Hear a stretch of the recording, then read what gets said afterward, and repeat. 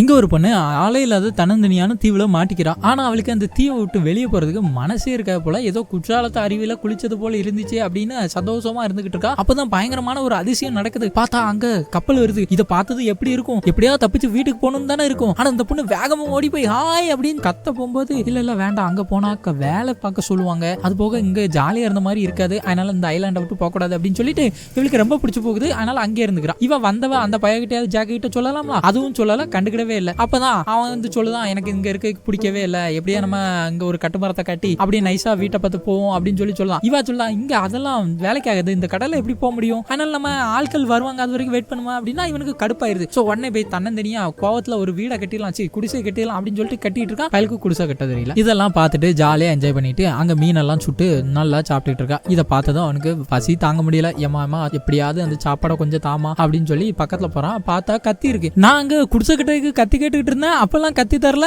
நீ இப்ப மட்டும் கத்தி வச்சிருக்க அப்படின்னு சொல்லி கேட்கான். அப்பதான் சொல்லலாம் இல்ல இது அந்த கடல்ல இப்ப நீந்த போனா அப்பதான் அந்த கத்தி கிடைச்சது, அதான் எடுத்துட்டு வந்திருக்கேன் பாத்துக்கோ அப்படி. அப்படியா சரி, தெரியாம தப்பு பண்ணிட்டேன், எனக்கு கொஞ்சம் சாப்பாடை கொடுன்னு சொல்லி மறுபடியும் அப்படியே உட்காந்து சாப்பிடுதான். இவனுக்கு காலில் வேற அடிபட்டு இருந்துச்சு. இப்ப சரியானதோட இவங்க ரெண்டு பேரும் சேர்ந்து அப்படியே ட்ரெக்கிங் மாதிரி ஒரு மலை உச்சிக்கு போயிட்டு சூரியன் மறைகிறதா பார்த்துட்டு வரலாம் அப்படின்னு போறாங்க. அப்படி போயிட்டு இருக்கும்போது இந்த செடிகள்ல இருக்கக்கூடிய பழத்தெல்லாம் சாப்பிட்றதா இதெல்லாம் ரொம்ப விஷம் நிறைஞ்சது அப்படின்னு சொல்லிட்டு அங்க இருந்து சரி சன்ரைஸ் எல்லாம் பார்த்துட்டு கிளம்பலாம் அப்படின்னு சொல்லிட்டு கிளம்பும் போது பார்த்தா அந்த பாறை உடஞ்சி இவ கீழே விழுகவும் செஞ்சிடறான். பார்த்தா ஒரு கயிறை பிடிச்சு தொங்கிட்டு இருந்த மாதிரி தொங்கிட்டு இருக்கா. டக்குன்னு பார்த்தா அவன் இவளை காப்பாத்திடுறான். அதுக்கப்புறம் இவளோட பார்வையே மாற ஆரம்பிக்குது. அப்படியே லவ் பண்ற மாதிரியே பார்த்துக்கிட்டு இருக்கா. திடீர்னு பார்த்தா அங்க பயங்கரமா மழை பெய்யுது, திடீர்னு காத்தடிக்குது. அப்படியே அவங்களோட குடிசை எல்லாம் அப்படியே காத்தோட காத்தா பறந்து போயிடுது. சரி வேற வழி இல்லை அப்படின்னு சொல்லிட்டு ஓடி போய் அங்க மலையில ஒரு குகை இருக்கு, அங்க போய் தங்கவும் செய்யறாங்க. மறுநாள் நைட் ஆகுது. பார்த்தா இந்த பொண்ணு திடீர்னு மயக்கம் போட்டு கீழே விழுகிறான். சரி இவங்க அந்த பிள்ளைய காப்பாத்துவான்னு பார்த்தா பைத்தியக்கார பையன் அவன் தனியா ஒரு போட் மாதிரி ஒண்ணு செஞ்சு வச்சிருக்கான். அதை எடுத்துட்டு கடல்ல போயிடலான்னு பார்க்கான். பார்த்தா கடல்ல அந்த போட்டு நிக்கவே இல்லை,